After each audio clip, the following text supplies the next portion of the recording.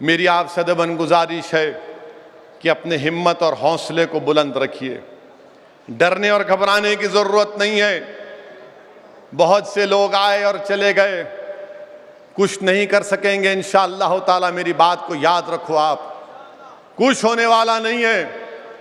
जो लोग आज हमको डरा रहे, मदरसे के नाम पे डरा रहे, याद रखो मुसलमानों, मदरसे मुसलमानों का खिला है।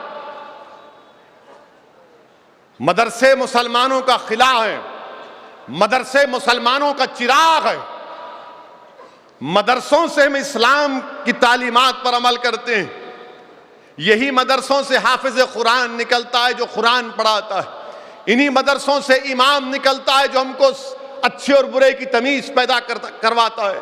इन्हीं मदरसों से मौज़्ज़म निकलते हैं जो अज़ान देता है। इन्हीं मदरसों से मुफ्ती निकलते हैं जो फतवा देते हैं। इन्हीं मदरसों से मुहद्दिस निकलते हैं, फुक़हा निकलते हैं इस्लाम की तालीमात देने के लिए, अच्छे और बुरे की तमीज पैदा करने के लिए कि जिहाद में और फसाद में फ़र्क क्या है। जिहाद और फसाद में फ़र्क कौन बताएगा? आलिम दीन बताएगा।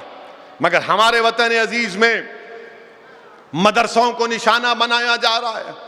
मैंने पहले भी कहा और आज भी कह रहा हूं कि मदरसे का जो सर्वे उत्तर प्रदेश में हो रहा है, मैं उसको कंडेम करता हूं। आप मदरसों का सर्वे क्यों कर रहे हैं? क्वेश्चन नंबर 9 क्या है और उसके बाद के क्या हालात होंगे?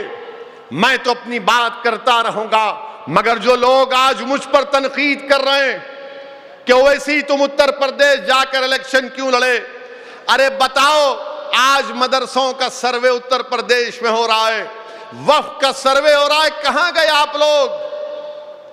क्यों खामोश बैठ गए आप लोग?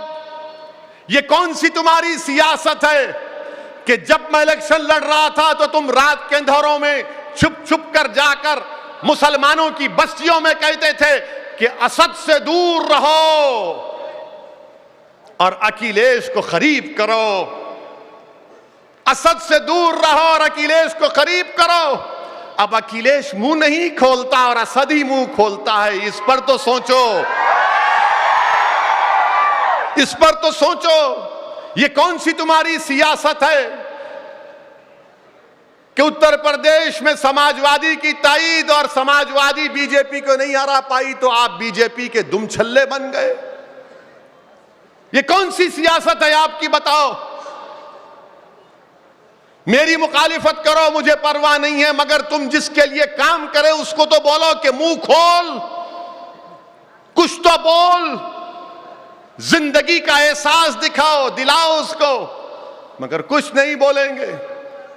हम जब बोलते हैं तो बोलते अब हर मसले में बोलते, बराबर बोलेंगे, इंशाअल्लाह बोलते रहेंगे जब तक अल्लाह जिंदगी बाकी रखेगा। सच्चाई को बयान करते रहेंगे। आपको पसंद नहीं है, कान में रुई लगाकर बैठिए, क्योंकि सच्चाई कमजोरों को पसंद नहीं आती, सच्चाई गुलामों को पसंद नहीं आती। और याद रखो मुसलमानों, हिम्मत और हौसले को बुलंद रखो। मैं तुमको इसलिए कह रहा हूं, मैं बार बार कह रहा हूं कि इमाम हुसैन को याद रखो, इमाम हुसैन को याद रखो। सुबह क़यामत तक दुनिया इमाम हुसैन को याद रखेगी और सुबह क़यामत तक यजीद पलीद कहा जाएगा। मैं जाकर देखा हूं इमाम हुसैन के रोजे को, करबला गया था, मैं देखा इमाम हुसैन का रोजा ऐसा दिख रहा है कि जिंदगी है वहां पर।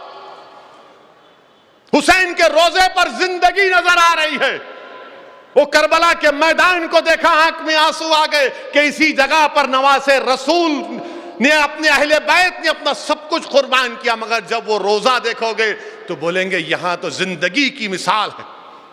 यजीद मुर्दार है, याद रखो। वक्त के यजीदों का साथ मत दो, वक्त के यजीदों का साथ मत दो। मुसलमानों, मैं तुमसे भीख मांग रहा हूं, पहचानो। अल्लाह ने तुमको दिमाग दिया, तुम दोस्त और दुश्मन की तमीज पैदा करो। तुम्हारे सफों में जो यजीदी एजेंट है उनको पहचानो, जो हुसैन का परचम उठाकर अपना सब चीज कुर्बान करने के लिए तैयार है, तुम उनका साथ दो।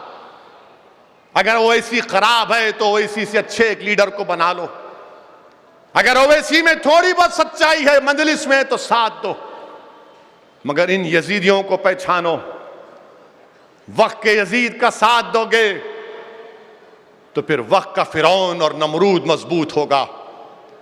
यजीदियों को निकालो तो वक्त का फिरौन और नमरूद खुद ब खुद कमजोर पड़ जाएंगे।